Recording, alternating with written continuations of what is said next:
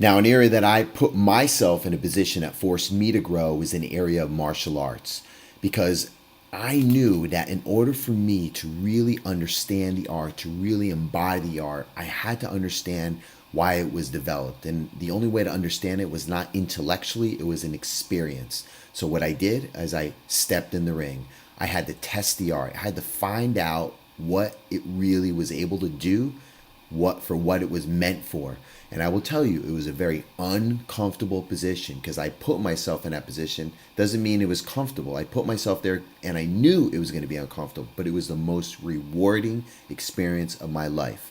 Now, look at any area of your life that you want to make progress in, you want to improve on, you want to do something better in that area of your life.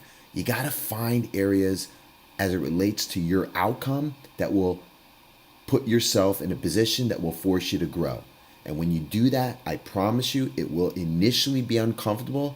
And that initial process over time becomes less and less uncomfortable. And then when it becomes completely comfortable, that means you've embodied it. Now, here's the key. You can't hang out in the comfort zone. You have to constantly put yourself in positions that force you to grow. And like I said in my previous video, you don't have to keep pushing and pushing and pushing. You can recover. You can take a break. You can go smell the roses. You can stop from them. You can recover. But don't hang out there. You can't root yourself there. You have to stay light on your feet, and you got to keep on pushing. You got to figure out, what else can I do to improve myself? And again, initially, it'll be uncomfortable. It'll be unfamiliar. But the unfamiliar becomes familiar, and that is the process. It's like going into the gym. You're going to initially feel uncomfortable. You're going to feel resistance. You're not going to drop the weights and run out of the gym. You go into the gym. Why? Because you're going to feel the resistance. You're going to feel the breakdown. That's what happens when you feel the soreness of the muscles. But what happens is the muscle is breaking down and reorganizing to become stronger. So look at any area of your life like stepping in the gym. You're going to initially feel resistance, but over time, you adapt. And when you adapt, you've grown. Now, what's interesting is that the Chinese character for crisis embodies this principle. Now, the Chinese character for crisis has two meanings. What I call the superficial meaning, which is a time of danger.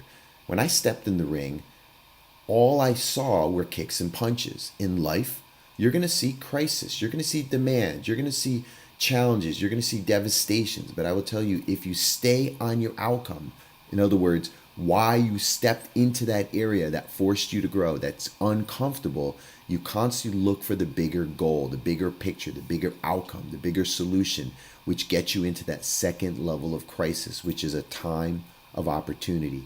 See, when I was in the ring, all I did is I started to look more and more for the holes, the spaces that my opponent gave me every time he threw a kick, every time he threw a punch.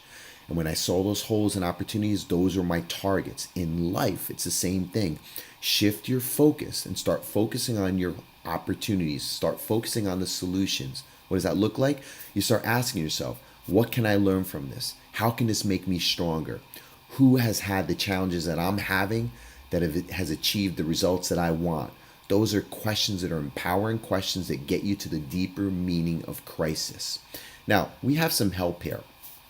There's an ancient system in our body, in our brain specifically. It's called the reticular activating system. Now, this system is a survival system. And I will tell you one critical factor that you need to know, and that's this.